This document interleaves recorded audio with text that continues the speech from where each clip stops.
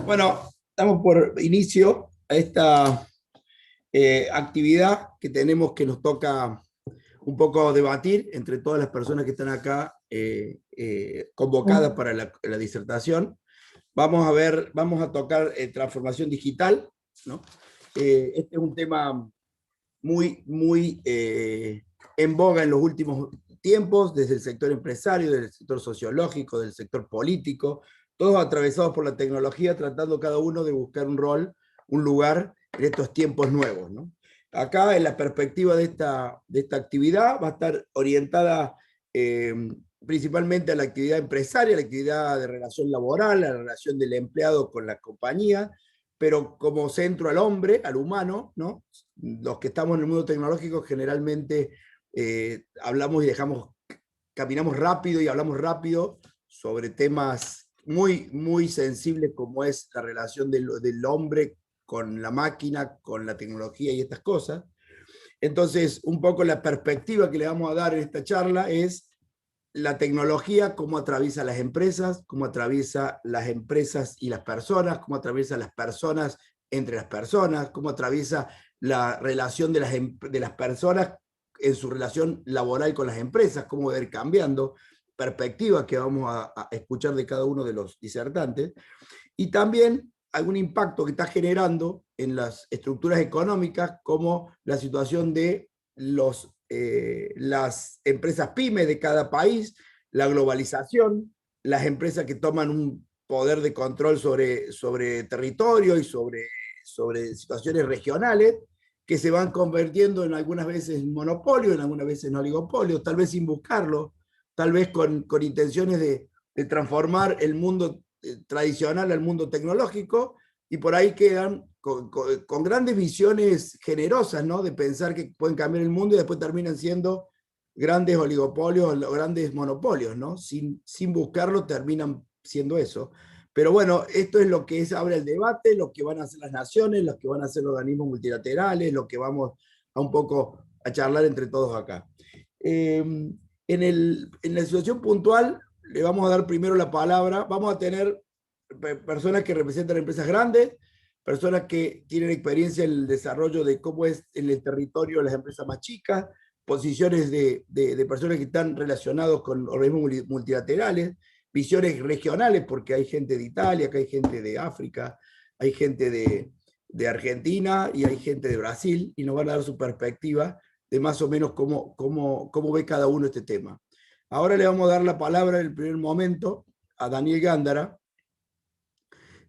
Hago una pequeña introducción. ¿Quién soy yo? Luciano Nícora, emprendedor, nacido en Río Cuarto, el interior del interior de Argentina, ¿no? Soy de una ciudad chica, de característica agropecuaria, donde es una ciudad importante dentro de la provincia de Córdoba de Argentina.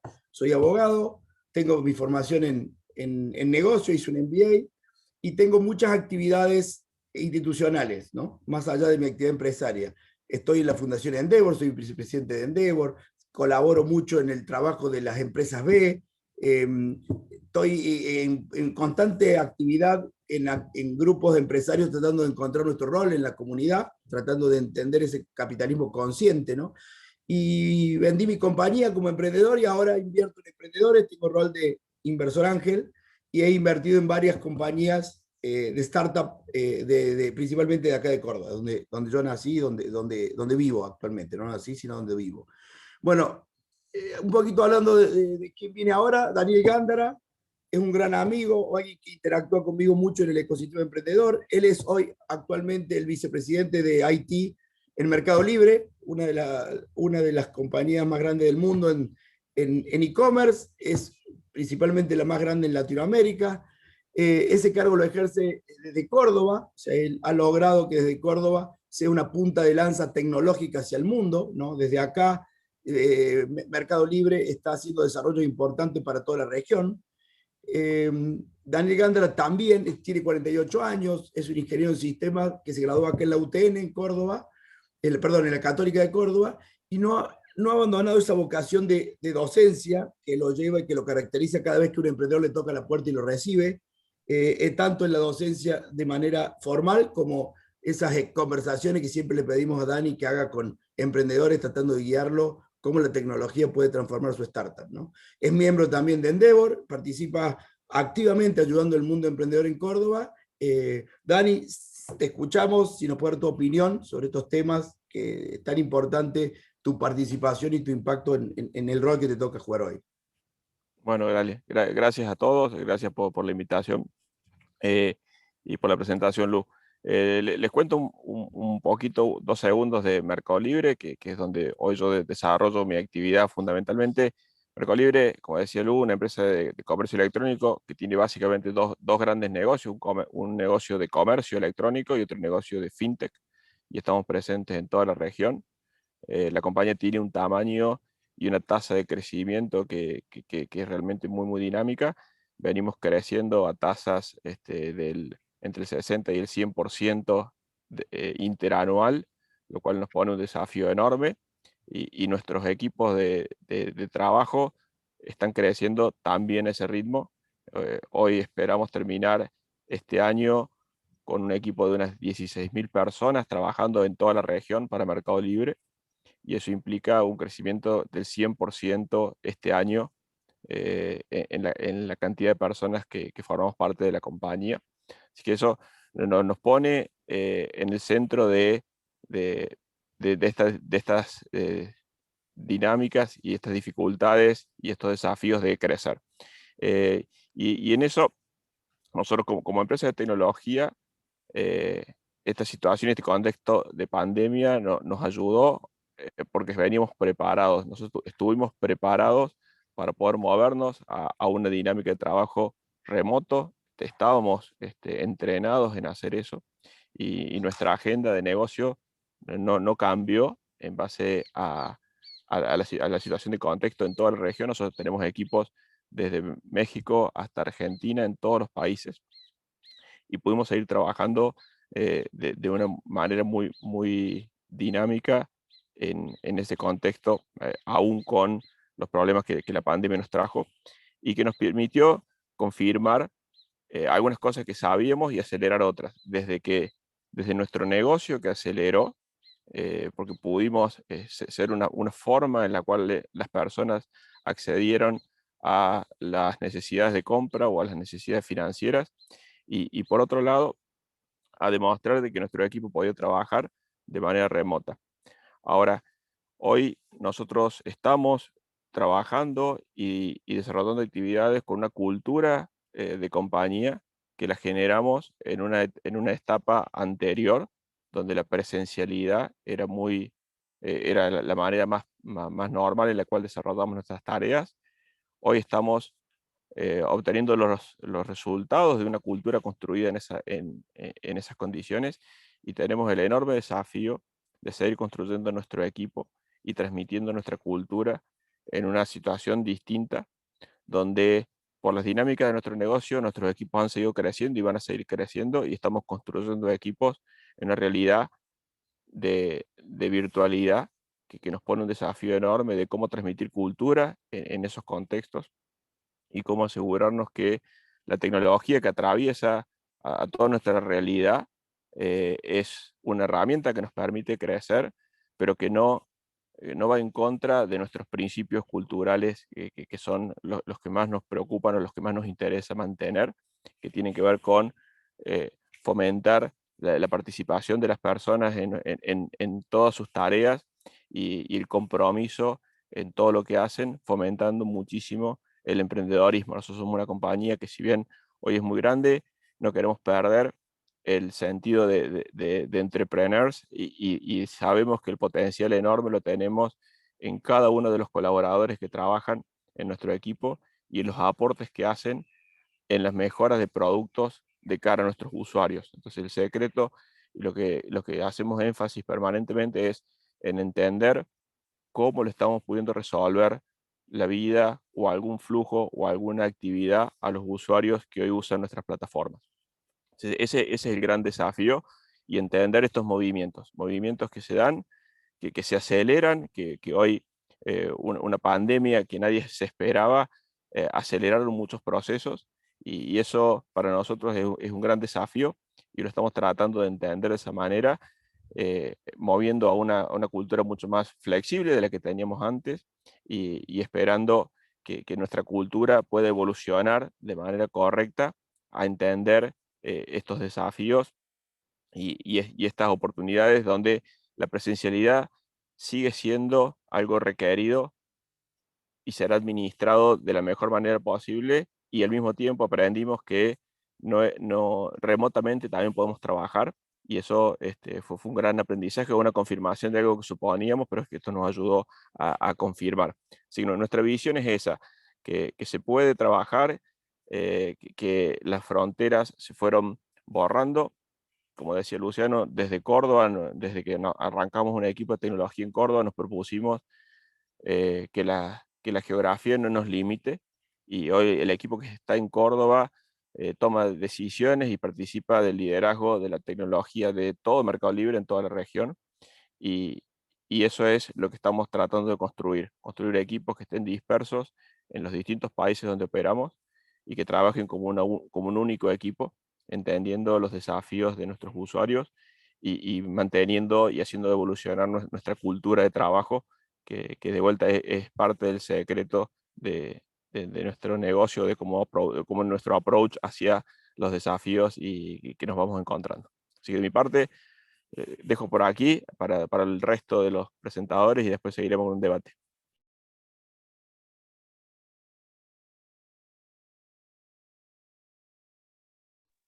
Estás en mute, Lu. Estás en mute.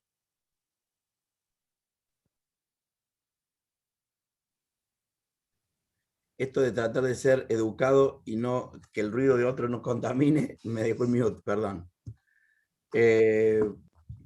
Ahora Marco Dini, italiano, tituló en Ciencias Políticas en la Universidad de Bolonia, ha obtenido el diploma de estudio avanzado en Economía de la Universidad de Lérida, España. Ha trabajado más de 30 años en América Latina, en instituciones nacionales como Corfo, Cercotec de Chile, e internacionales como ONUDI, FOMIN, PNUD, Unión Europea, contribuyendo al diseño y gestión, evaluación de programas y políticas de fomento por el sector productivo y desarrollo de actividades de formación profesional y sensibilización, con especial atención en los clústeres, ¿no? Desarrollo económico local, redes empresariales y desarrollo de proveedores. Desde 2013 es oficial de Asuntos Económicos de CEPAL.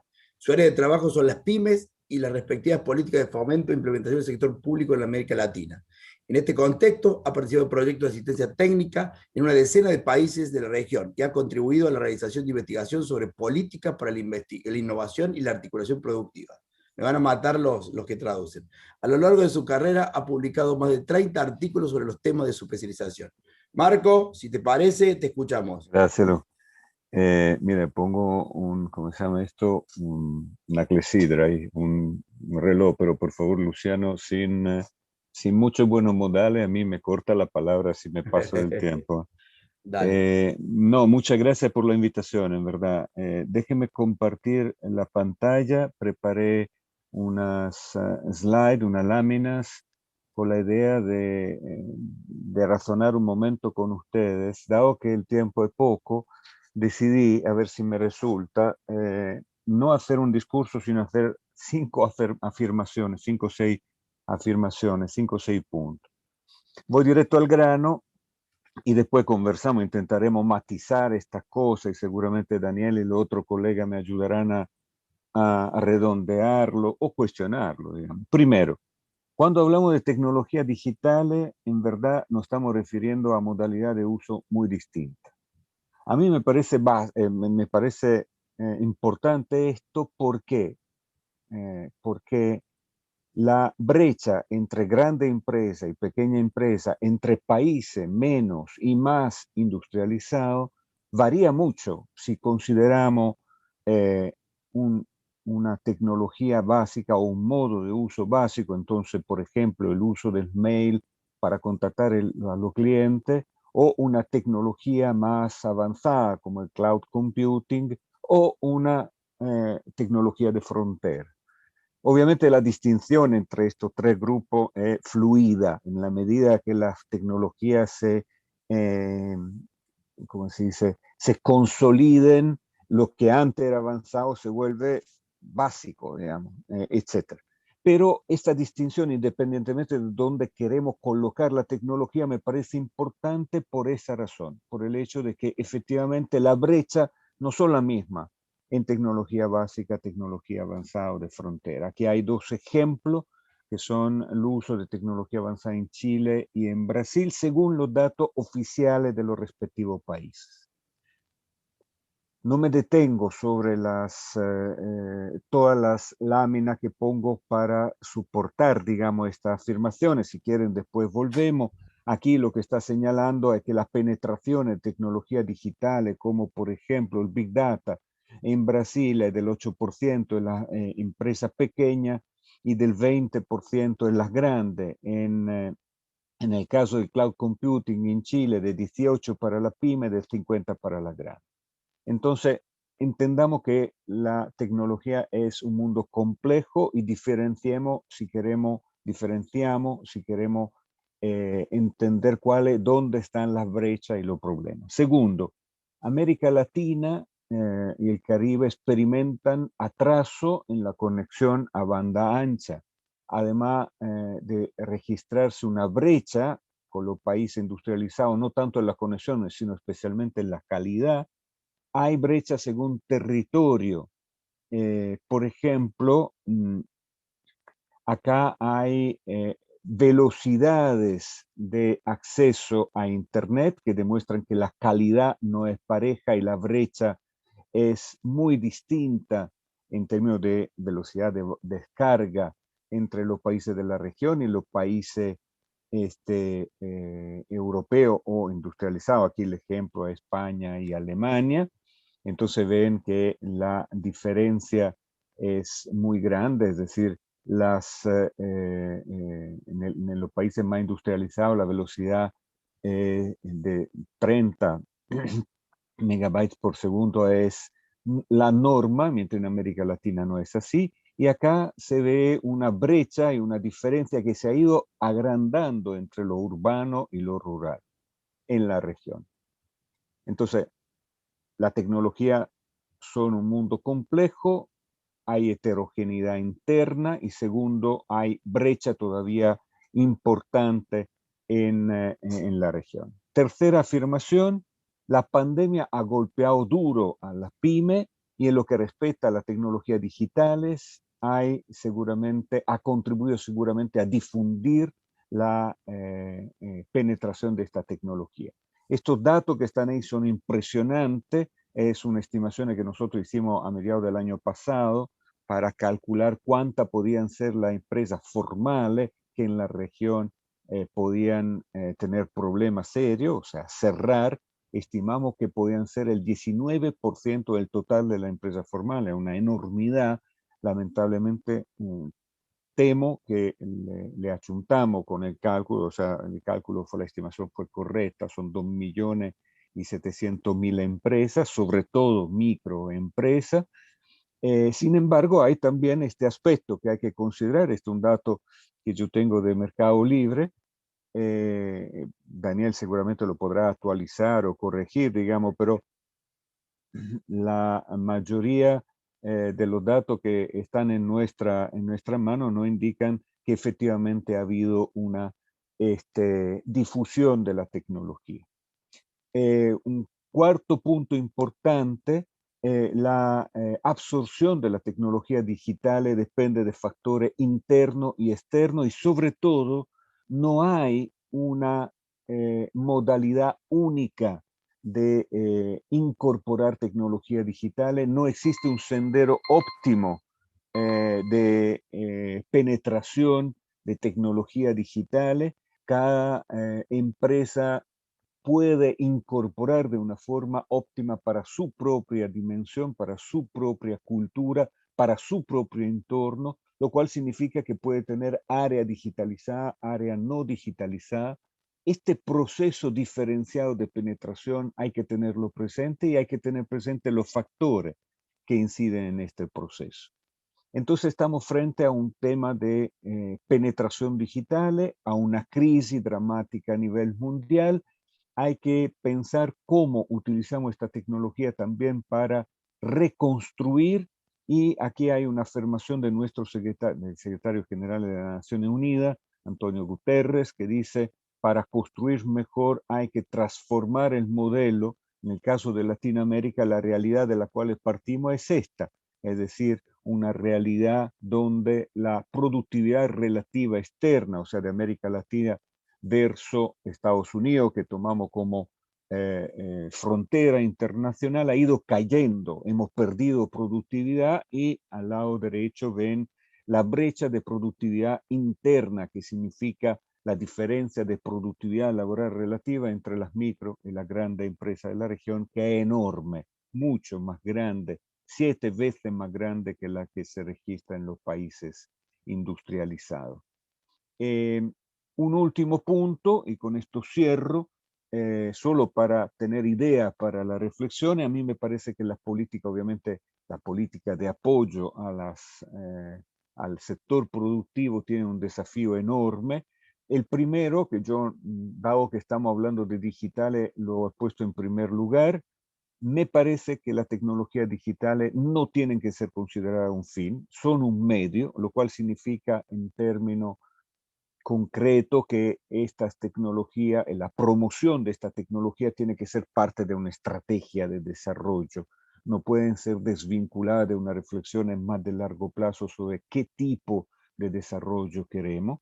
Segundo, hay que tener políticas que sepan adaptarse a las empresas y a los territorios y a la madurez tecnológica que estamos considerando. Tercero, lo lanzo sin tener la capacidad de profundizarlo en este minuto, pero si quiere lo hacemos en el debate. Me parece, como dice el título de las presentaciones, que hay un nuevo desafío que la economía digital, pero sobre todo la economía de datos, nos plantea a las instituciones públicas en términos de dinámica de mercado, en particular de control de la libre competencia. ¿Qué significa controlar el abuso de posiciones dominantes cuando la economía es datarizada, o sea, centrada en datos?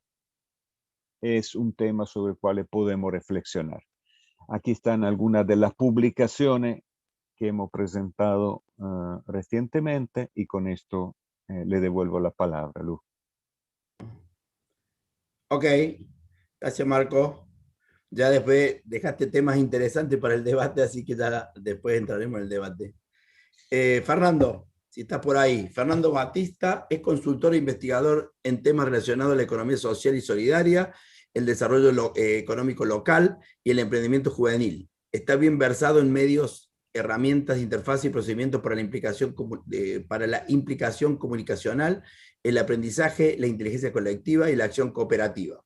Ha trabajado para la OIT desde el 2011 y principalmente en el diseño, implementación y facilitación de estrategias electrónicas para el aprendizaje, la comunicación, la creación de redes y la colaboración en el fin de promover la actividad de la organización en materia de creación de empleo, desarrollo de actividades, diálogo social, migración laboral, protección social y trabajo decente. Tiene también una amplia experiencia relacionada a la cooperación sur-sur y triangular. Ahora vamos a ver la óptica un poquito desde la persona que Fernando nos puede dar, esto de cómo la tecnología va cruzando nuestras vidas, ¿no? Muchas gracias, Luciano. Buenos días, buenas tardes a los participantes. Y yo tengo también acá una presentación, entonces voy a compartir mi pantalla un momento.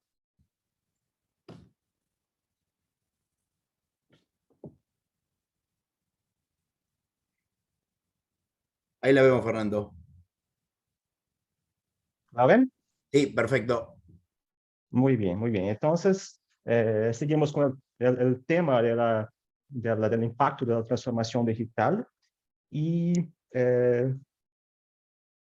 acá, con respecto al contexto, entonces creo que Marco ha explicado muy bien la situación y que básicamente es una situación que pone las pequeñas, las micros, las medianas empresas, la economía local en una situación bastante débil, que hay la cuestión de generación de desigualdades económicas, donde la situación de monopolios, oligopolios. Entonces es un contexto que no parece no favorable, que se peoró con el COVID, que parece no favorable para la pequeña economía. Y la cuestión que se pone ahí es la solución, es la digitalización para los pequeños, para la economía local. Y es una cuestión que seguramente sabemos que sí, que es la tendencia mundial, pero depende mucho de cómo se pasa. Entonces, creo que también tocó en este punto Marco también en su presentación. Y en verdad, yo voy mi ponencia es desde una perspectiva organizativa. Entonces, y para, en verdad, ejemplificar mi punto, me gustaría hablar un poco de una experiencia que yo conocí hace como unos 10 años, que es una, en verdad, es la experiencia de este Coca-Cola, que es un conglomerado local de actividades económicas que está basado en Barquisimeto, en Venezuela. Y yo pasé como 2 semanas con ellos ahí hace 10 años y estuve ahí observando cómo trabajaban. Y creo que me gustaría usar su ejemplo para decirlo y después hacer una conexión con la parte digital. Pero solo muy rápidamente, Secocesola es un conglomerado que tiene más de 50 empresas cooperativas con unos 1.000 socios que son como trabajadores, 20.000 asociados que son como que uno puede pensar en clientes leales. Tiene tenía operaciones en agricultura, industria, ventas, créditos, salud, educación, transporte, entonces bastante diverso en términos de actividad y una facturación de más o menos $100 millones al año, entonces significativo, y están basados sobre todo en lugares más pobres. Entonces, uno ve que es un típico conglomerado local de pequeños emprendimientos cooperativos y me gustaría un poco mostrar estas fotos acá, que son en verdad las saqué del sitio web de Secocesola hoy, que es un poco la manera como se ven. Y acá es interesante porque se ve acá en estas fotos unos círculos de personas, entonces, y unos círculos menores, otros más grandes. La primera foto que está arriba, en la izquierda, uno ve distintos círculos de personas que están ahí, uno al lado del otro. Entonces, para mí esta foto es bastante significativa de la manera de organización. Entonces, cuando uno mira estas fotos, imaginen que esto es un conglomerado productivo local que está ahí representado en estas fotos. Entonces, estas personas son parte de como 50 empresas distintas que son un poco de una red de producción. Entonces, acá se ve, eso es un arreglo productivo local. Y, en verdad, y para explicar un poco la manera de organización de Secocesola, yo en verdad voy a traer esto, que en verdad esto tiene que ver con una investigación que yo había hecho antes de en Secocesola en África, con jóvenes emprendedores que están en Nairobi y en Dar es Salaam. Y en verdad estaba trabajando un poco con ellos la idea de cadenas productivas y hemos en esta investigación expandido el concepto de cadenas productivas locales para la idea de redes productivas locales. Entonces, acá los gráficos explican un poco lo que yo quiero decir. La idea acá es salir un poco del típico que uno piensa una cadena lineal para añadir valor, para una cadena en redes donde hay múltiples caminos para añadir valor. Entonces, básicamente, y cuando estaba en África trabajando con las empresas de jóvenes ahí, nos hemos dado cuenta que había mucho potencial. Trabajaba con como unas 30 empresas distintas y hemos construido esto que es un mapa de cómo estas empresas podrían fornecer uno para los otros, ser fornecedores de clientes uno de los otros en una red que tiene múltiples caminos. Y lo interesante fue que cuando estuve en Secocesola después, lo he visto que era eso que estaban haciendo. Entonces, esto más o menos muestra la manera de organización que Secocesola tenía en práctica.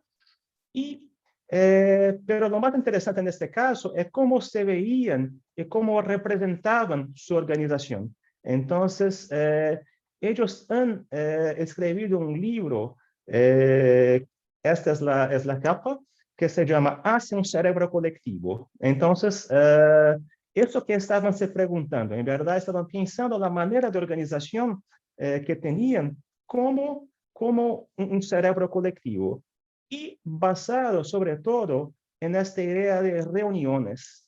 Entonces, y si volvemos acá a esta foto, acá son sus reuniones. Entonces, este es el momento donde se pasa acá la gestión de las actividades. Y la manera como se describen tiene mucho que ver con encuentros abiertos, sin una coordinación que está pre-hecha o personalizada.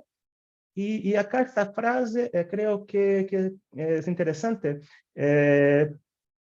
Por lo general, no se percibe en el grupo un sentimiento de urgencia por llegar a un acuerdo final, y a un observador externo se le hace difícil captar cuándo se llega a una decisión debido a que no se practica la votación y para llegar a decidir no es necesaria la opinión expresa de todos los participantes. Entonces, eso, uno ve que su instancia organizativa tiene mucho que ver con conversaciones libres. Y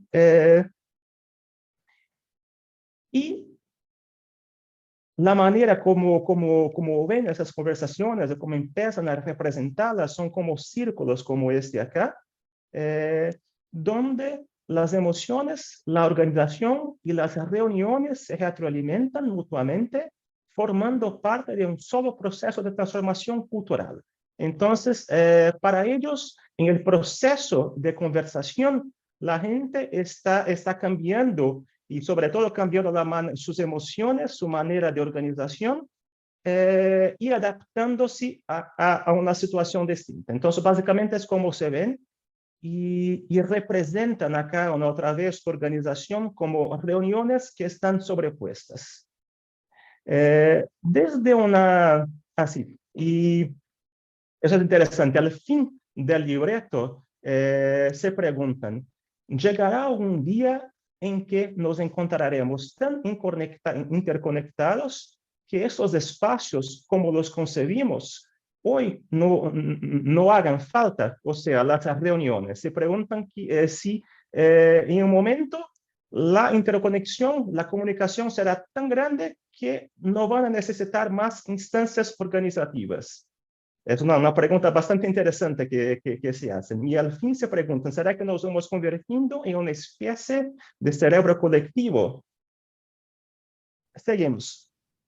Desde una perspectiva de red, yo voy a mostrar acá unos gráficos muy rápidamente, que son gráficos de red. Acá es una situación, los grupos o las reuniones, acá los puntitos son personas y las líneas son como conversaciones. Acá se ve una situación donde hay poca conversación. Acá se ve una situación con más conversación dentro de grupos. Acá se ve conversación entre personas de grupos distintos. ¿Qué es lo que genera al fin un tipo de sobreposición de los círculos? Entonces, explicado desde la perspectiva de gráfico de redes, es eso que están diciendo, que cuando las reuniones se sobreponen, como las personas que están en una instancia hacen parte de otras también, y la cosa toda se interconecta. Y desde el aspecto organizativo, en el segundo punto, tenemos una situación que tiene más que ver con organización emergente distribuida. En la primera situación, el esfuerzo organizativo es más grande. ¿Y por qué? Porque la segunda situación en la segunda situación hay mucho menos barreras de sincronización y transacción. Y lo importante acá es que acá no estamos hablando de circulación de información, sino en cómo las personas cambian, se adaptan y coordinan sus acciones colectivas. Entonces, eso tiene que ver un poco con la idea de Humberto Maturana de acoplamiento estructural. Y después comprendí que, en verdad, Maturana era uno de los consultores de este Cocesola cuando empezó el proceso. Entonces, eso explica un poco. Y por eso se ven como un organismo de integración emergente. Entonces, es un punto importante acá. No es circulación de información, pero adaptación. Y acá volvemos acá a la cuestión de la interconexión. Y lo más importante acá para concluir es que lo importante acá es que están hablando de una estrategia comunicativa como manera organizacional. Entonces, es de la estrategia comunicativa que se deriva la organización colectiva con una alta capacidad de adaptación y posiblemente motivadora. Pero en la perspectiva de ellos, eso también depende de los límites de la comunicación. Es ese el punto que vamos a conectar con la digitalización. Acá la pregunta inicial es: la solución es la digitalización de las pequeñas, micro, medianas empresas. Y acá, cuando hablamos de digitalización, yo creo que acá hay que pensar en una distinción, porque es muy común pensarmos la digitalización como utilización de herramientas, sea para la intermediación de transacciones económicas, aquí decimos o ventas o intermediación de servicios, pero normalmente no se piensa mucho la digitalización en términos de ampliación de los límites de la comunicación en redes productivas, que es el punto que es, digamos, que es el punto fuerte de este Cocesola. Entonces, mi punto acá es que para la economía local, la ampliación de los límites de la comunicación en las redes productivas locales, eso sí puede tener un impacto bastante significativo, que hay que mirar para este punto, cómo utilizar la digitalización en ese sentido. Y acá este slide es como digamos, algunos puntos básicos de una estrategia de fomento desde esta perspectiva, que sería basada en como orientación, facilitación, motivación no coercitiva y modulación del metabolismo comunicacional. Acá la idea es mantener altas frecuencias interactivas en una red de producción. Eso desde la perspectiva de desarrollar redes productivas locales innovadoras, y ahí sí podemos combinar el presencial y el virtual de la mejor manera posible para expandir las capacidades comunicativas y la organización colectiva emergente, a través de la exploración de herramientas de social media, de procesos síncronos y asíncronos, nuevos tipos de interfaz, nuevas tecnologías. Entonces, de manera bastante rápida, algunos puntos que podemos considerar. Y para terminar, solo gustaría de decir un poco del trabajo que hace la OIT. Esto es específicamente sobre la economía social y solidaria. Entonces, hace más o menos 10 años hemos creado en la OIT el cerebro colectivo de la economía social y solidaria, un poco inspirado en este caso que presenté, que en verdad es para fomento de las organizaciones que apoyan la economía social y solidaria. Y básicamente estamos utilizando esta estrategia que ha funcionado bastante bien. No es para desarrollo económico, pero sí para integrar a las organizaciones por todo el mundo que apoyan la economía social y solidaria. Y también hemos utilizado un poco la misma filosofía en estrategias de cooperación sur-sur. Hemos creado también el punto de encuentro para la cooperación sur-sur de la OIT, que tiene un poco la misma perspectiva. Entonces, se queda acá una invitación para ustedes. Si quieren saber un poco más, pueden visitar los sitios web de la OIT. Pero para concluir, que creo que pasé un poquito mi tiempo, pero me quedo aquí y después, si hay cuestiones o si hay dudas, las profundizamos. Muchas gracias. Gracias, Fernando. Bueno, Ahora viene el momento de Isiaka. Disculpa, Isiaka, que no puedo hablar francés, pero comment ça va, que era cuando estudié de pequeño algo de francés, y bienvenido. Entonces, queremos escuchar un poco la realidad. Isiaka tiene la particularidad de dirigir en este momento una organización que hace la cooperación y relaciones con colectividades territoriales, ¿no? En el África Occidental, en su país, Burkina Faso. Así que si podés de alguna manera darnos tu perspectiva, Isiaka, de cómo ven ustedes este tema de la tecnología y cómo en África Occidental está jugando este papel que para mí, para muchos pueden ser amenazas, por lo menos para mí puede haber oportunidades, ¿no?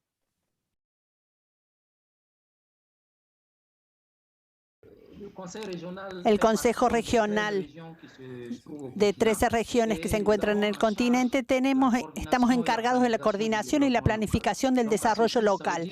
Eso quiere decir que la política de desarrollo está ligada a la política nacional. Entonces, por esta razón que van a ver que en lo que respecta a la problemática y a la transformación digital, estamos obligados a alinearnos un poco con la política nacional, que de ahí va todo el resto.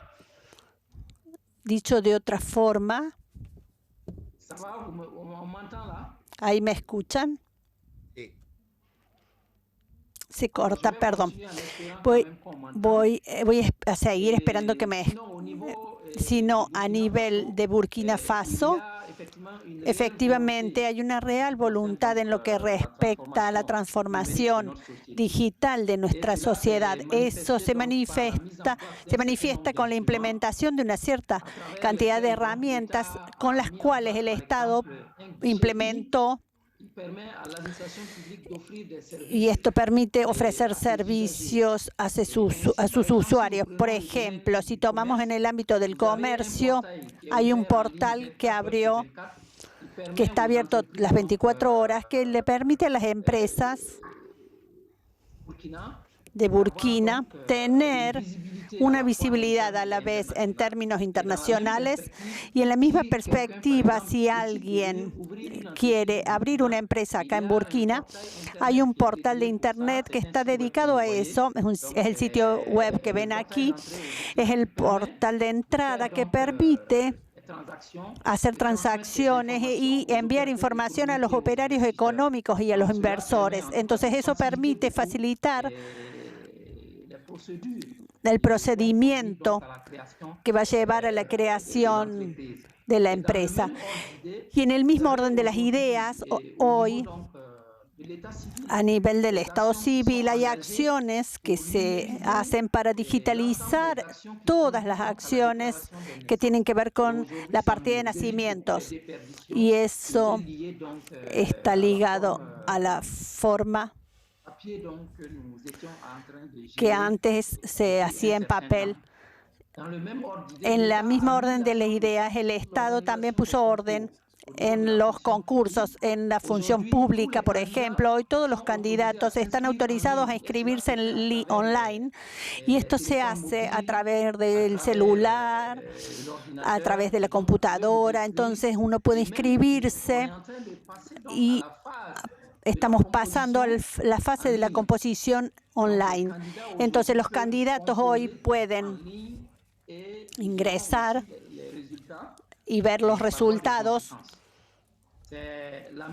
Lo mismo que vemos aquí con cuando uno pide, la gente que busca empleo está autorizada a hacer su pedido en las plataformas digitales de esto.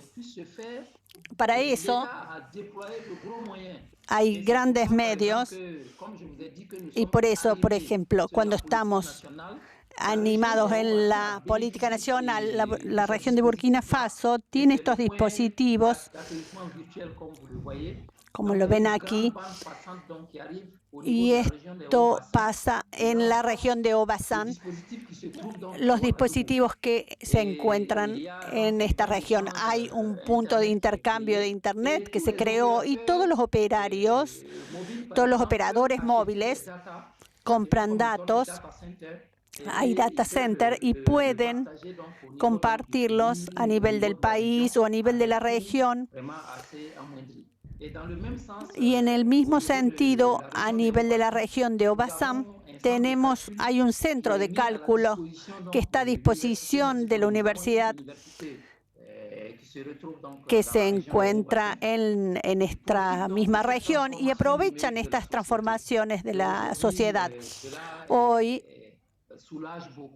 tranquiliza mucho a los estudiantes y en el mismo sentido, toda la administración local está conectada a un sistema que se llama Resiliente, que existe a nivel nacional, a través del cual las bases de datos se comparten en las distintas administraciones. Y esto también permite facilitar las soluciones digitales para los incubadores de empresas.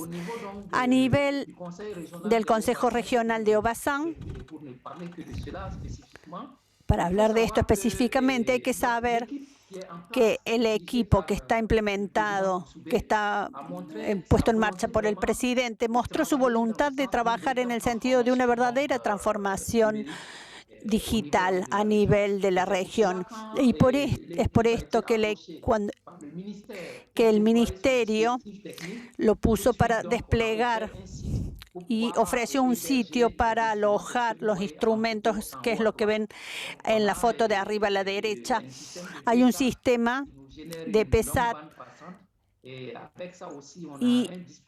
y también hay un dispositivo de fibra óptica que está instalado a nivel del Consejo Regional, y a nivel de esta instalación cubrimos toda la región de Obasam a través de la administración. Y eso permite hoy facilitar el trabajo a todos los niveles.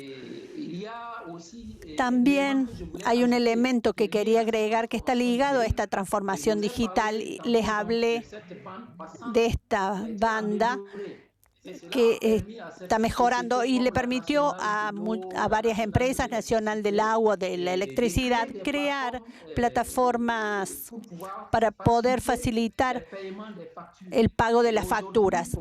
Actualmente mucha gente puede pagar sus facturas sin desplazarse, sin tener que moverse, lo que a veces es bastante dificultoso, porque hay mucha gente que viene para hacer las mismas operaciones. Entonces, para eso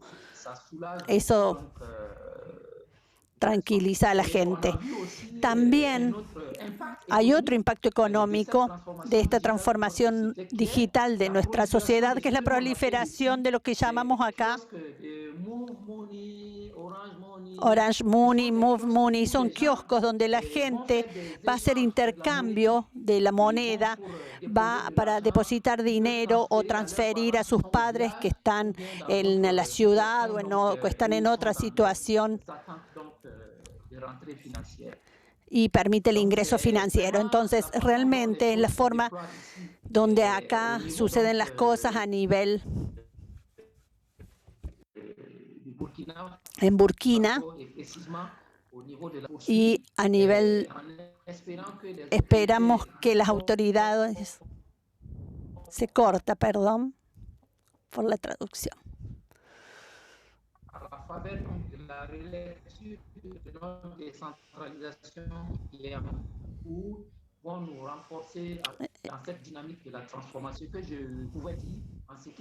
Esto en lo que respecta entonces a la cuestión de la transformación a nivel de la región de Obasam. Quedo a su disposición para preguntas. Espero que me hayan entendido bien, porque hay cortes. Les pido disculpas. Muchas gracias. Perfecto, Isaka. Bueno, miren, ha sido claro la exposición de todos. En relación a esto, voy a dejar 2 o 3 temas. Tenemos 25 minutos, no más que eso. Entonces, voy a tratar de tirar 1 o 2 temitas para que cada uno pueda emitir su opinión desde el lugar en el que se siente con herramienta para contestar, ¿no? El primer tema que tiene que ver es cómo aquellos que están en el sector empresario, aquellos que trabajan cerca de multilaterales, aquellos que trabajan más cerca de las pymes, aquellos que trabajan en el Estado, como el caso de ISIACA, ¿cómo tiene que interactuar el Estado? ¿Cuál es el rol del Estado en esta transformación? Acercarse a las empresas, acercarse al sistema educativo, fomentar, de alguna manera regular el tema de las grandes empresas, fomentar las pymes. Y hay algo que no se toma, que no se ha dicho acá, y que yo lo considero muy importante, y es del mundo de donde yo vengo, que es el sector emprendedor, ¿no? No estamos hablando de la pyme, ni estamos hablando de la gran empresa, estamos hablando del emergente, aquel que nace y que ve a la pyme como un posible conviviente y a la gran empresa como otro conviviente, ¿no? No nos olvidemos nunca del mundo emprendedor, que es para mí quien puede ayudar a sacarnos a África, a Latinoamérica, un poco de Asia, adelante, ¿no? Entonces me gustaría escuchar la opinión de ustedes sobre este punto. ¿Cómo funciona el Estado provincial, municipal, nacional, en esto de la transformación digital, ¿no? Ahí, si quieres, Lu, te digo yo rápido mi opinión. Dale. Para mí el Estado es un enabler de todo esto. Yo creo que el Estado tiene que ser consciente de un diagnóstico de dificultades y tratar de ayudar a que estén las condiciones para que las personas se puedan desarrollar y que estos emprendedores que vos decís o las empresas que están funcionando puedan acceder a los servicios y al mismo tiempo puedan capacitarse. Entonces creo que hay un rol de infraestructura, si querés, por un lado, otro rol de educación y, como siempre, un rol de contralor para evitar algunos abusos o excesos de las grandes corporaciones en detrimento de las personas que no tienen esa representatividad. Para mí va por ahí. Ok, gracias, Dani. Fernando o Marco, no sé si estás por ahí, pero Fernando. Perfecto. Desde mi perspectiva, yo creo que el Estado puede hacer dos cosas en niveles distintos, nacional, local, regional, que básicamente es regulación y fomento. La parte de regulación es bastante compleja, es una polémica bastante grande, depende de la perspectiva, depende del lugar, entonces, pero me gustaría hablar más de la parte de fomento. Yo creo que sí se puede hacer mucho para fomentar al Estado, el gobierno puede hacer mucho para fomentar la economía local. Y mi punto es que en esta, sobre todo cuando uno habla de digitalización, de un mundo interconectado, yo creo que hay que pensar en la economía local, los pequeños emprendimientos, los pequeños, medianos, no como organizaciones distintas que están ahí compitiendo entre ellas, pero en un organismo, un organismo productivo. Y sobre todo pensar cómo crear situaciones para añadir valor que sean cooperativas entre estos actores económicos. Entonces, yo creo que lo más importante es pensar la economía local como una red, como un organismo, un ecosistema local. Yo creo que, y ahí se puede, eso cambia la perspectiva de las políticas públicas, y ahí seguramente depende mucho del lugar, pero uno puede hacer cosas que van desde como encuentros para co-creación, para conceder posibles innovaciones en cadenas y redes de producción. La formación puede ser hecha también en este sentido. Entonces, incluso la formación de cómo utilizar la tecnología. Entonces, pero para mí lo más importante es es el cambio de perspectiva, de pensar la economía local como un organismo, una red de emprendimiento, de actores económicos. Perfecto. Gracias, Fernando. No lo veo Marco conectado y sería muy útil tener la visión de las pymes, ¿no? Pero bueno. Lu, Marco había tenido un problema técnico, estaba tratando de conectarse nuevamente. Ok, Creo que si no está ahora es porque se debe estar ingresando. bueno. A ver, Isiaka lo veo, no lo veo tampoco. No sé si... Acá está, Isiaka. La pregunta es... je suis là. Oui, je voulais dire, oui, je voulais dire un mot. Yo quería decir una palabra, Palabras. que el rol de l'État est del crucial Estado es dans cette crucial transformation. en esta transformación Et d'ailleurs, nous, on l'a compris au niveau du Conseil y que a régional. nivel del Consejo Regional lo tenemos. Por eso acompañamos todas las dinámicas Qui visent justement que apuntan au renforcement donc, al- des compétences a tener en sur cuenta les las nouvelles competencias en las technologies, donc, nuevas tecnologías de la información y de la comunicación. cela fait que Por la esto, structure qui toda la accompagne le estructura que Conseil régional, acompaña, qui viennent vers le Conseil que régional, viene al Consejo Regional, se realiza con el Ministerio.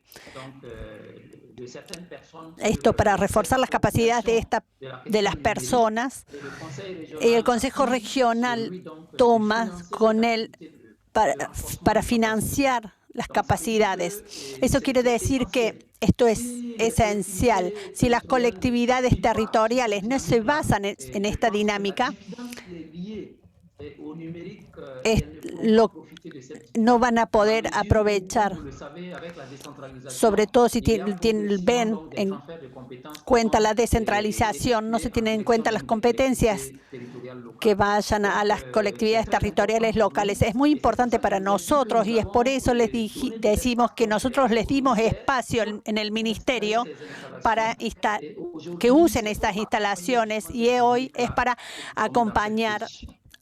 y es por eso que estamos en esta posición.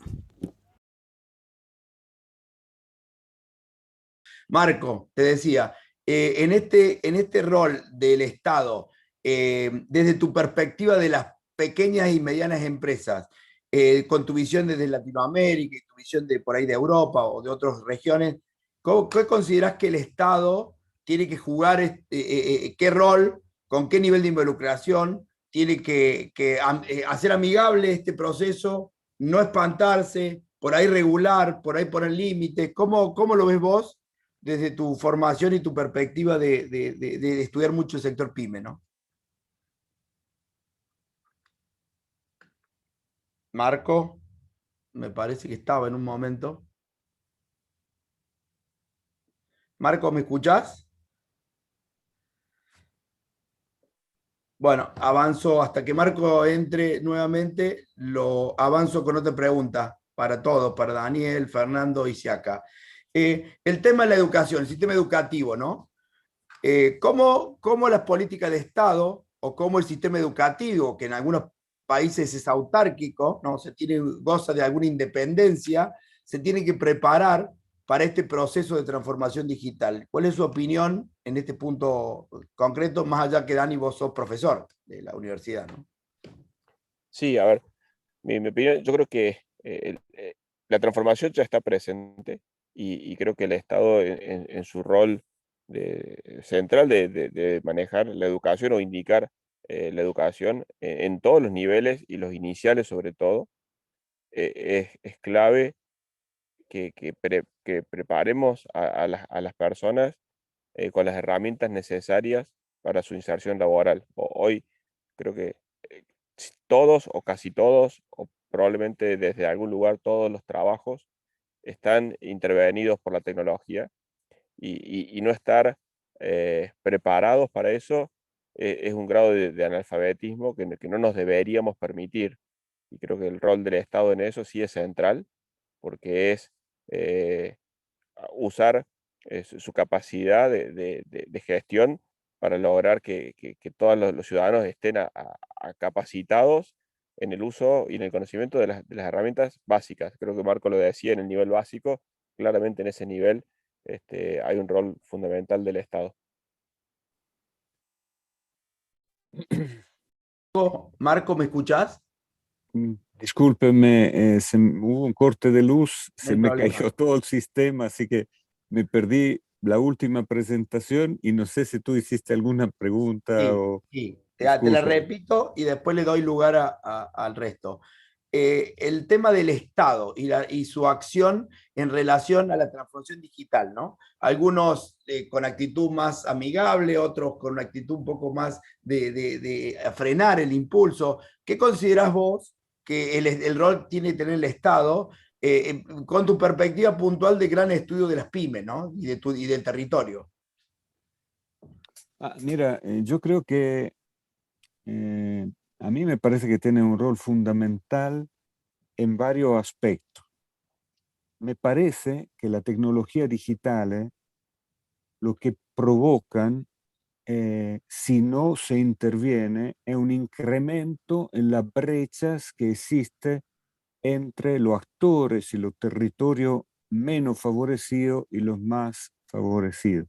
Entonces, la zona urbana muy bien conectada, con concentración de capital, capital financiero, pero también con profesionales altamente especializados, pueden aprovechar estas tecnologías en forma mucho más profunda y acelerar su dinamismo, y la otra quedarse atrás.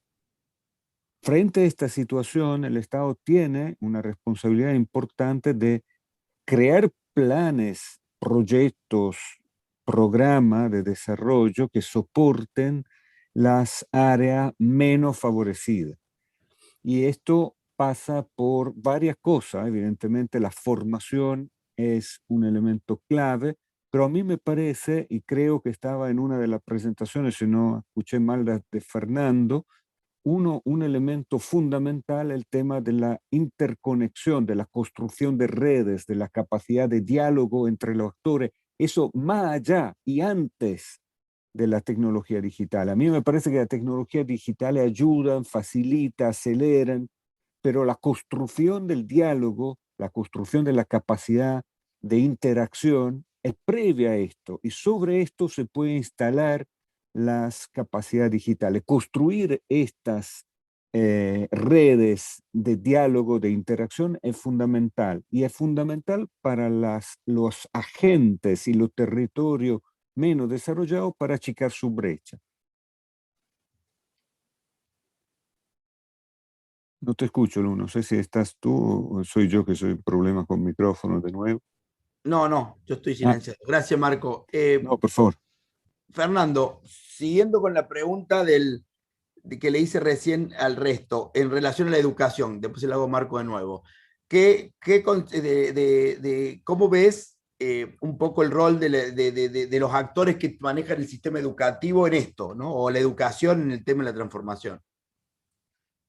Sí, bueno, mi impresión es que el sistema educativo, eso por todo lado en el mundo, está muy basado en formar a las personas para como que ser empleados de grandes empresas. Es un poco, si uno piensa en cómo la cosa está organizada, es como si, o digamos, eso es lo que las personas tienen como aspiración mejor, como yo creo que hay una brecha ahí que a explorar y que es importante.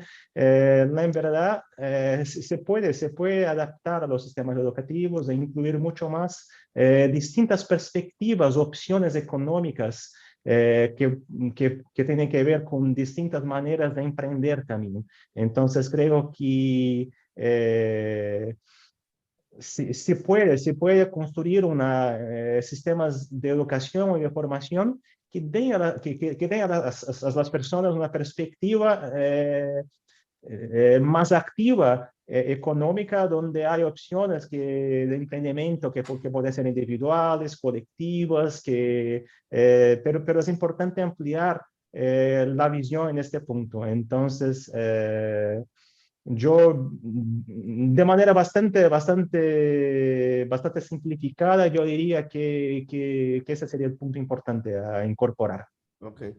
Y si acá, vos que tenés posibilidad de estar dentro del Estado y de percibir qué piensa el Estado, ¿no? ¿Qué piensa el gobierno en este caso puntual de la transformación digital? ¿Cómo ves la percepción de un Estado del occidente de África en relación a la tecnología? ¿Entienden que existe una oportunidad o principalmente es una amenaza para ustedes? porque es muy importante esta concepción, ya que yo considero, por ejemplo, África es un ejemplo enorme de la velocidad con la que desarrolló la banca telefónica, ¿no? La banca de las compañías de telecomunicaciones, que el resto del mundo no evolucionó a esa velocidad. Pegó un saltó de pasar a la banca digital a pasar a la banca de telefonía. Cualquier persona en algunos países de África puede mandar dinero de un celular a otro. Y en Argentina y en Latinoamérica y en el propio Estados Unidos está iniciando eso, recién está empezando. Algo que pegó un salto, ¿no? Y que África encontró esa solución y emprendedores locales entendieron que había una oportunidad. Y hoy hay mucha transacción de comercio a través de eso. Eso es un ejemplo cómo África tomó una ventaja en relación al otro y que tiene que ver con espíritu emprendedor y tecnología, ¿no?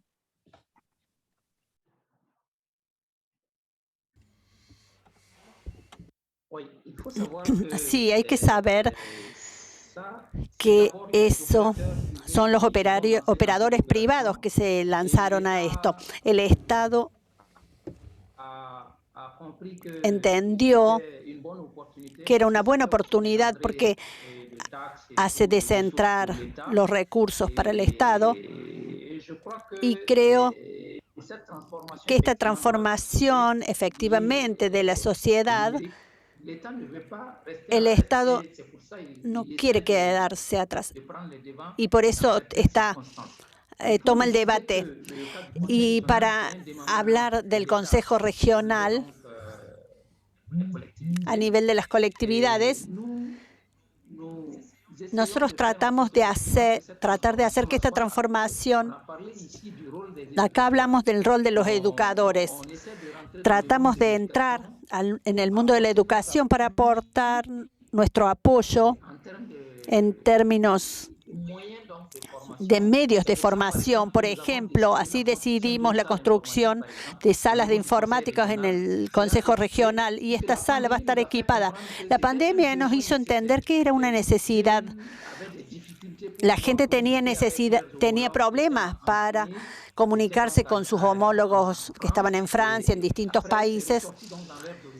Entonces, nosotros, como teníamos los medios en el Consejo Regional, pusimos a disposición y decidimos dedicarles una sala con los medios consecuentes que les pueda permitir no perder esta dinámica de la transformación de la sociedad, sino también, y es nuestro apoyo que va al lugar donde lo necesiten, del sistema educativo local, incluso en términos de apoyo, de coordinación y de financiación también.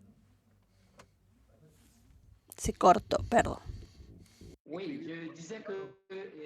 Yo decía que tenemos a nivel del Consejo Regional de Obasan,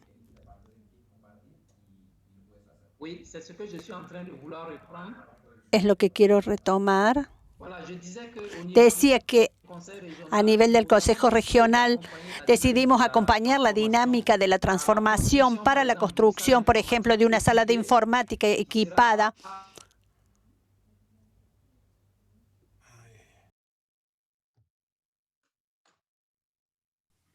Qué lástima, las comunicaciones nos hacen una mala pasada.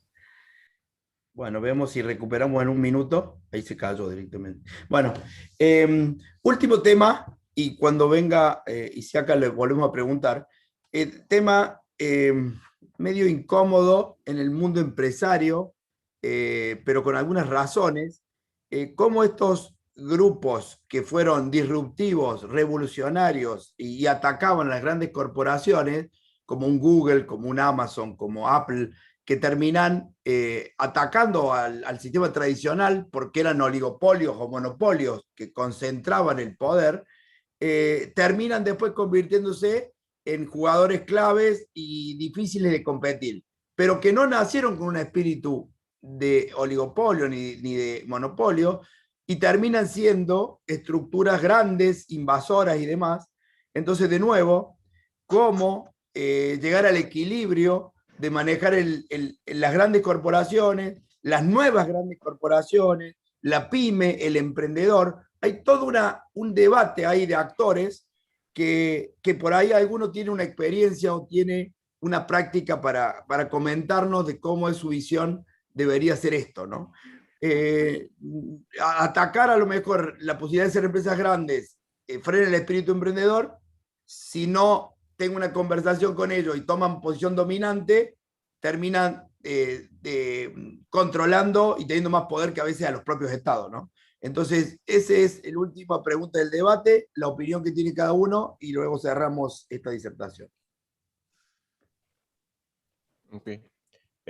Sí, yo creo que esa es compleja, Lu, porque las grandes corporaciones compiten y en un punto, si logran su posición, conseguir una posición de poder, obtienen beneficios de escala contra los que es difícil competir, y ahí se desequilibra el ecosistema. Entonces, creo que en esos casos, creo que el rol del Estado en ordenar y en asegurar de nuevo que las condiciones estén dadas para que la competencia sea lo más equitativa posible, pero creo que es un problema del modelo, ¿no? El modelo tiene esas falencias. Hay que tener cuidado de que no se establezcan los monopolios al punto de tener una posición de poder que no permita que otro compita,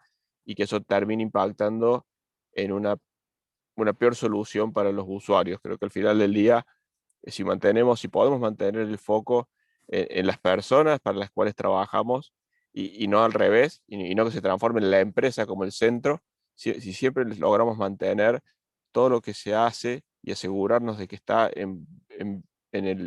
con el objetivo de resolver los problemas de nuestros usuarios y de las personas, que creo que es el camino, pero definitivamente hay una complejidad cuando algún jugador logra una posición de demasiado poder que lo pone en otras condiciones de competencia, o elimina o limita mucho la competencia de otros en ese mismo segmento.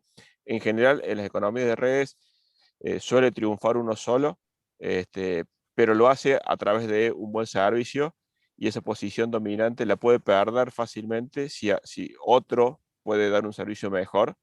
El problema es, creo que el desafío grande es que no sea estructural. Cuando esto es estructural, la situación, creo que ahí es mucho más complejo. Gracias, Dani. Marco. Muchas gracias, Lu. Mira, me parece un tema clave. Lo punteaba como último elemento de mi intervención inicial. A ver, yo no creo en el cuento de que el mercado es una libre competencia. Es decir, creo que el mercado es una invención social, es decir, una construcción social, y donde las empresas tienden toda a la monopolización, a una pulsión hacia el control. Esa es la verdad, por lo menos desde mi punto de vista. Y es normal que así sea, es decir, las empresas quieren tener una posición dominante. Para eso, el Estado ha creado reglas desde hace un siglo o más, es decir, el Sherman Act de Estados Unidos al final del 800, para evitar que cuando una empresa en su dinámica competitiva crece, bloquee el proceso de dinámica, o sea, el crecimiento de la otra. Ahora, frente al modelo que hoy estamos experimentando y conociendo, que es una economía de datos, sobre todo, lo más nuevo ya no es el digital en sí, el hecho de que a través de los canales digitales nosotros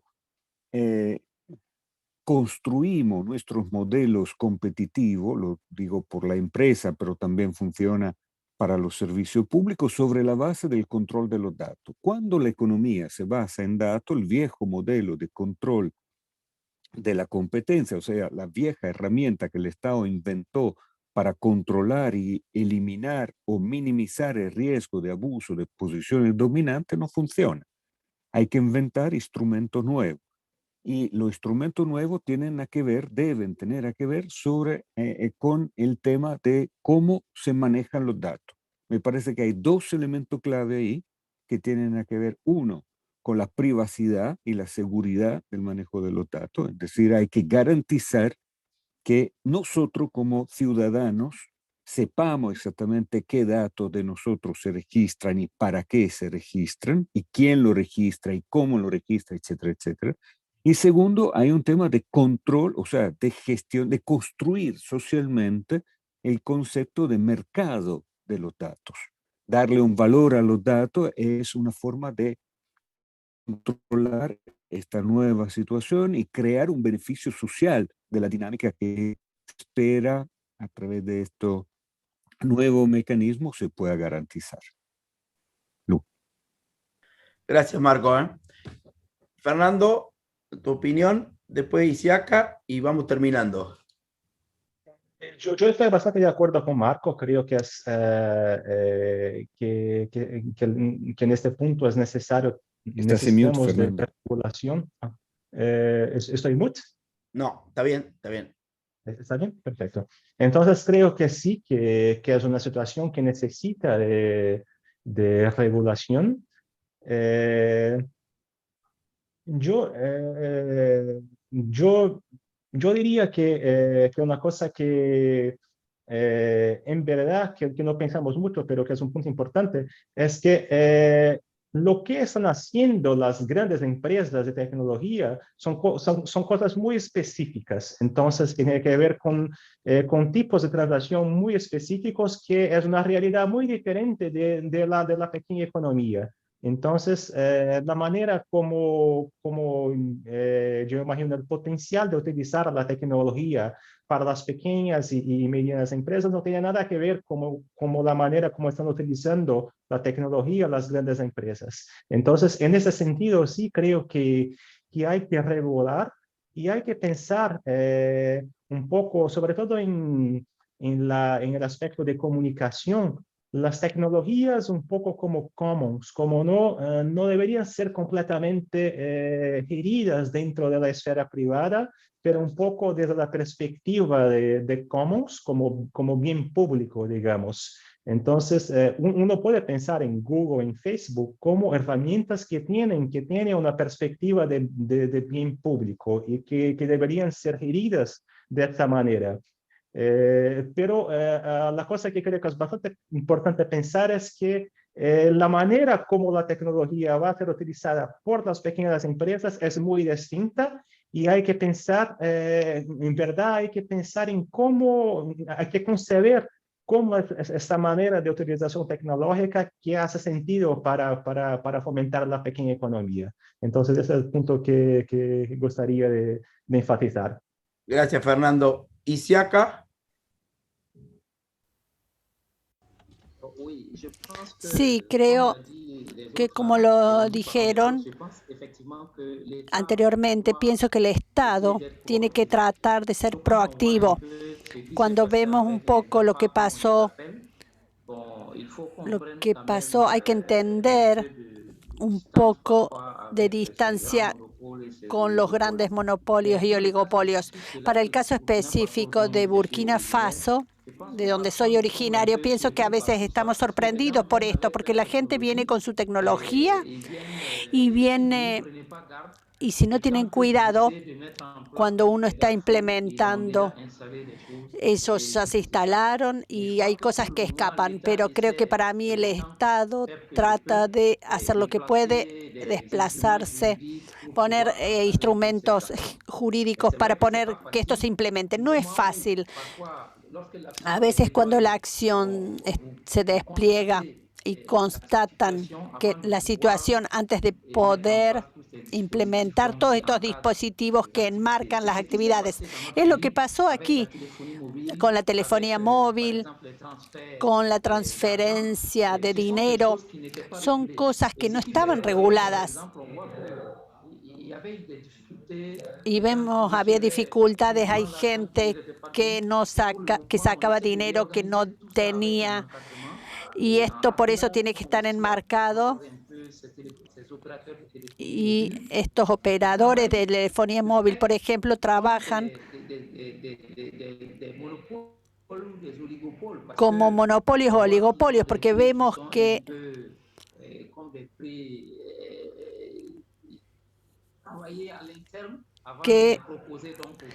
que trabajan. Entonces, lo que hace que el Estado tenga que trabajar un poco para proteger a la población frente a todo esto.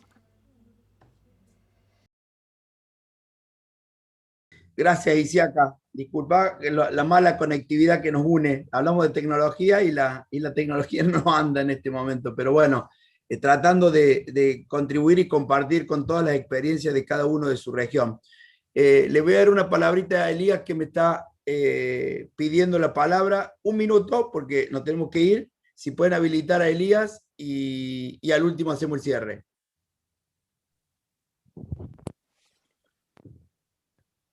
No te escuchamos, Elías. ¿Se me escucha? Ahí está. Hola. Un placer saludarles desde El Salvador.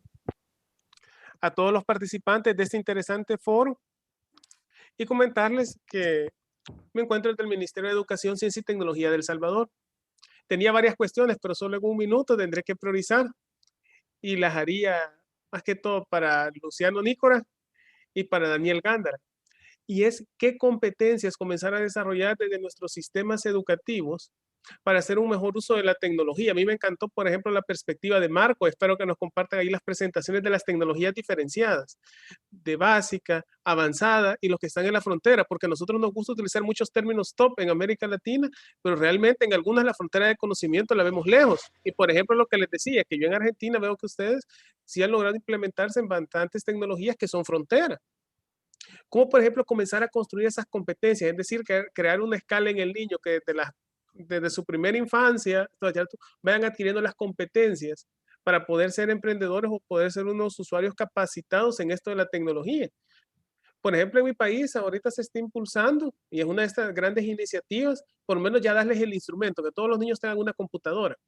Pero ahí estamos en el proceso de crear este modelo. Y se los digo porque ustedes están desde el lado de la empresa, que al fin y al cabo siempre les digo, como especialista en innovación, quien hace la innovación es la empresa, la de verdad, la que lleva el prototipo al mercado, donde como que si es la selección natural, la competencia te dice si algo es bueno o malo. Si es bueno, están dispuestos a pagarlo y te va a ir bien. Si no, tu competidor te va a sacar del mercado. Esa es la verdadera innovación desde el concepto schumpeteriano y bajo la visión darwinista llevada a la práctica.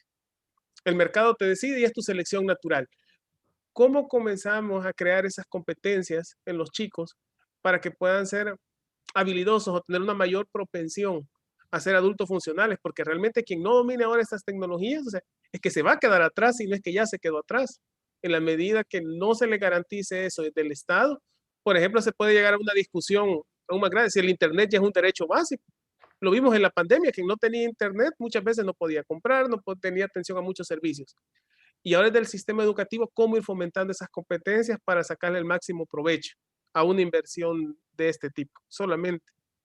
Gracias, Elías. Muchísimas gracias. Bueno, primero, gracias, Fernando, gracias, Isiaka, gracias, Daniel, gracias, Marco. La verdad que cada uno desde su perspectiva ha dado una visión interesante. Nosotros que venimos con Daniel del mundo emprendedor y empresario, veníamos, siempre supimos, Argentina tiene una particularidad que es un país que nos cuesta el diálogo, ¿no? Si algo hemos fallado como sociedad es que nos cuesta el diálogo. Y creo que los países más evolucionados, como decía Marco, los países industrializados, para mí en el futuro no van a ser los países industrializados el eje, van a ser aquellos países que logren tener diálogo en la comunidad, ¿no? ¿Quiénes van a ser los países de avanzada? Aquellos que logren poner al Estado, al gobierno, a los emprendedores, a los sistemas educativos, a la sociedad en general, a los sindicatos, a la comunidad en general, a entender de que hay una oportunidad, no hay una amenaza. Y si a las cosas podemos ver el vaso medio lleno o medio vacío. No, nosotros los emprendedores nos animamos a verlo siempre vacío, con una oportunidad. Y para eso, en Argentina no hubo una política de desarrollo de emprendedores. Si bien es muy emprendedor porque tuvimos inmigración, no es todos venimos gran parte de la sociedad argentina viene de abuelos inmigrantes, donde vinieron a hacer patria a esta tierra, de Italia, de España, de Europa del Este, de muchos lugares del mundo, igual que Brasil, muy parecido a Brasil. Tenemos la particularidad de que una inquietud particular pero no funcionamos bien. Tenemos muchos Messi, no tenemos Barcelonas, ¿no? No tenemos trabajo en equipo. Y creo que el futuro está ahí, no en el talento individual, está en el talento colectivo. Siguiendo un poco lo que decía Fernando de la red, lo que hablaba Marco de cómo ir construyendo con todos estos actores la economía de los datos, ¿no? Dani Gándara decía que ellos pudieron sobreponerse, están funcionando como una organización sincronizada, organizada, y la pandemia lo único que hizo es acelerar algo que ya habían definido. Entonces, considero que el futuro que viene es el futuro de los países que tienen conversaciones, ¿no? Los cambios son muy rápidos, muy veloces, nos cuesta adaptarnos, y esos cambios van a ser solamente aprovechados por aquellos países que logren tener conversaciones. No es el caso de Argentina, estamos en una involución en eso. Necesitamos lograr que la clase dirigente empresaria, sindical, política, eclesiástica, de todos los sectores, generen conversaciones, porque los ciclos son muy veloces, ¿no? Nosotros estamos discutiendo en Argentina si vamos a poner antenas y el mundo ya está funcionando 5G a velocidades enormes. Y cuando voy a un lugar, yo creo que la tecnología en un país que realmente genera conversaciones es muy inclusiva, ¿no? Naturalmente que hay que armar fibra óptica y conectividad para todo el mundo, pero digo, la tecnología puede permitir que un chico con un celular a los 6, 7, 10 años, 15 años, vaya creciendo en evolución intelectual igual que un chico en una ciudad, en un barrio adinerado, ¿no? Yo creo que la tecnología es un elemento que debería cortar las brechas. A mí me gustó mucho lo que dijo Marco, el diagnóstico es la brecha, y lo que hay que resolver es la brecha, pero es con tecnología, ¿no? Esta es mi visión particular. Entonces, estas son las cosas, pero si hay 3 vivos que se aprovechan de la tecnología para crear 3 oligopolios, no es el camino correcto. El camino correcto es la tecnología, el camino correcto es la conversación, el camino correcto es la red. O sea, a mí me gustó mucho lo que dijo Fernando, porque la base de todos los negocios colaborativos que hay, Facebook, Instagram, Mercado Libre, todas las herramientas son porque preexistentemente había una necesidad de red. Estamos en el mundo de la red. Nos es natural tener 200 amigos, 500 amigos, y las redes sociales lo que hicieron es darnos esa herramienta. Lo que naturalmente pasa es que nos vamos, el Estado tiene que estar controlando que mis datos no los use cualquiera para cualquier fin. Digo, el Estado tiene que estar presente, y yo le digo que como emprendedores, hoy más que nunca necesitamos el Estado. Hoy la mayoría del mundo de las empresas tecnológicas, del mundo, no digo de Argentina, del mundo, necesitan desarrolladores de software. No hay desarrolladores de software en el mundo. No hay cantidad. Las empresas crecen a una velocidad que no puede el mundo ofrecer esa empleabilidad de gente que trabaja en desarrollo de software. Y eso nos damos vuelta y tenemos que ir ahora con los estados, con las provincias, con las universidades, porque es nuestra demanda. Y nosotros tenemos que generar los mejores empleos de la sociedad, como generaban las automotrices o las petroleras 100 años atrás, ¿no? Entonces, esta es la conversación que tiene que concluir, que al final de cuentas es emprendedores, empresas grandes, el Estado, provincial, municipal, nacional, interactuando en grandes acuerdos, planificando que la tecnología sea una herramienta para despegar y achicar brechas, y no un elemento para concentrar y acumular que genera distorsiones económicas. Entonces, los invito a todos a que trabajemos en conjunto para que la tecnología sea una oportunidad. Muchas veces me preguntan, pero la tecnología va a terminar reemplazando al hombre. Al hombre no lo reemplaza la tecnología. La tecnología lo que va a hacer es potenciar al hombre. Entendamos que todas las herramientas que están desarrollándose hoy son herramientas que hacen no más que aumentar la productividad de alguien, ayudarme a tener mi agenda personal, ayudarme a ser eficiente en mis tiempos, ayudarme a ser independiente. Muchos vemos una vuelta al cuentapropismo. De la primera revolución industrial inglesa, muchos estamos viendo que las compañías del futuro pueden ser empresas que no contraten gente en tiempo exclusivo, que contraten tiempo de manera parcial. Y eso falta información y base de datos para que a mí me permita ser libre, ¿no? Para mí, la relación laboral tradicional que tiene 300 años es muy parecido a la esclavitud. Creo y tengo la visión que en algún momento las empresas van a ser ecosistemas de personas que van a estar interactuando para poder producir y no necesariamente tener empleados dedicados full time, ¿no? Muchachos, les mando un abrazo a todos. Espero que esto haya sido instructivo para los que escuchen y que esto se pueda difundir y les sirva a todos para tener una concepción más clara de cómo colaborar en este mundo que la transformación digital llegó para quedarse, ¿no? Abrazo, saludo a todos.